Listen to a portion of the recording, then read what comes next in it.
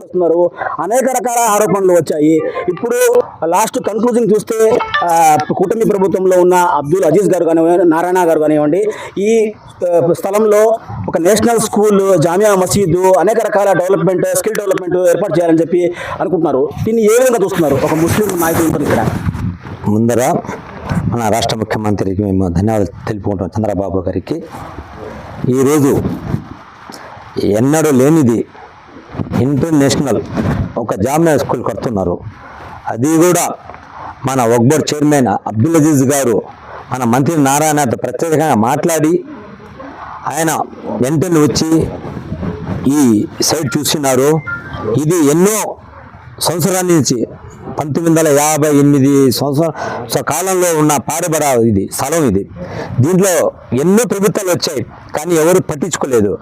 ఈ ప్రభుత్వం, కూటమి ప్రభుత్వం వచ్చిన తర్వాత అదే మన ముస్లిమ్స్ నాయకుడు, మన చైర్మన్, వక్ఫ్ బోర్డ్ చైర్మన్ అబ్దుల్ అజీజ్ గారు దీని మీద చాలా ఇంట్రెస్ట్ చేసి దీన్ని ఏదో ఒకటి మనం దాన్ని మంచి ఒక మన ముస్లిమ్స్ బిడ్డలకి ఒక భవిష్యత్తు చేయాలని ఆయన ఒక మంచి ఆలోచనతో మంత్రి నారాయణ సార్తో మాట్లాడి, అదేవిధంగా మన రూరల్ ఎమ్మెల్యేతో కూడా మాట్లాడు, వాళ్ళ సహకారంతో కోటంరెడ్డి శ్రీధర్ రెడ్డితో మాట్లాడి వాళ్ళతో ఒక మీటింగ్ మాట్లాడుకొని ఈ స్థలానికి వచ్చారు, చూశారు. ఈ స్థలం బాగుంది, ఒక జామియా స్కూలు, అదేవిధంగా ఒక మసీదు, మంచి ఆ డిజైన్ కూడా వేస్తున్నారండి.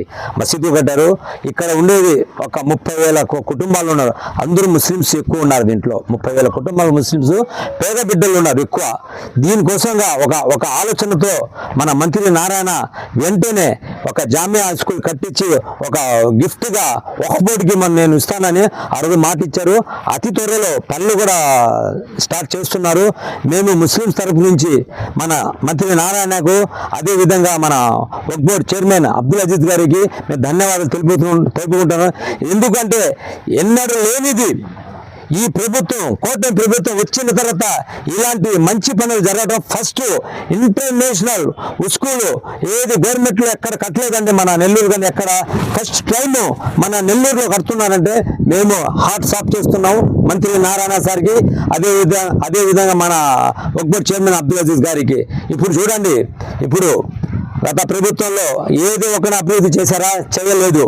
వైసీపీ వాళ్ళు ఏంటంటే ఎక్కడెక్కడ స్థలాలు ఉన్నాయి, ఎక్కడెక్కడ దోచుకుందామో, ఎక్కడెక్కడ కబ్జాలు చేసుకుందామో అనే ఆలోచనతో వాళ్ళు ఉన్నారు, క్రైమ్ మెంతున్నారు. కానీ ఈ ప్రభుత్వం వచ్చిన తర్వాత మన అబ్దుల్ అజీజ్ గారు ఒక బారిషా గారుగా చూడండి ఎంత డెవలప్మెంట్ చేశారో. అదేవిధంగా మన కోటిమిట్ట షాజీ మంజిలు 8 కోట్ల రూపాయలతో ఖర్చు పెట్టి ఎన్నడూ లేనిది దేశంలో నెంబర్ 1గా తీర్చిదిద్దిన ఘనత మన మంత్రి నారాయణ సార్ది, అదేవిధంగా మన అజీజ్ భాయ్ గారిది ఉందండి దీంట్లో. దేనికంటే ఈ రోజు ప్రతి వాళ్ళు సంతోషంగా పెళ్లిళ్ళు చేసుకుంటున్నారంటే అది ఎవరితో చదువు అంటే మన అజీజ్ భాయ్ గారు, అదేవిధంగా మంత్రి నారాయణ సారు, వాళ్ళు ఇద్దరు కాంపిటీషన్లు ఉంటేనే ఈ ప్రభుత్వం నడుస్తుంది. కూటమి ప్రభుత్వం అనేది చరిత్రలో లేనిది. మన రాష్ట్ర ముఖ్యమంత్రి నారా చంద్రబాబు గారు, యువనేత లోకేష్ గారికి నేను ధన్యవాదాలు తెలుపుకుంటున్నాను. ఇప్పుడు మా దేశంలో జరుగుతున్న అభివృద్ధి ఎన్నడూ లేనిది మేము తెలుపుకుంటూ మన ముస్లిం సోదరులు చాలా సంతోషంగా ఉన్నారు. ఇక్కడ తొందరగానే ఒక మసీదు, ఒక జామియా స్కూల్ కడుతున్నారు.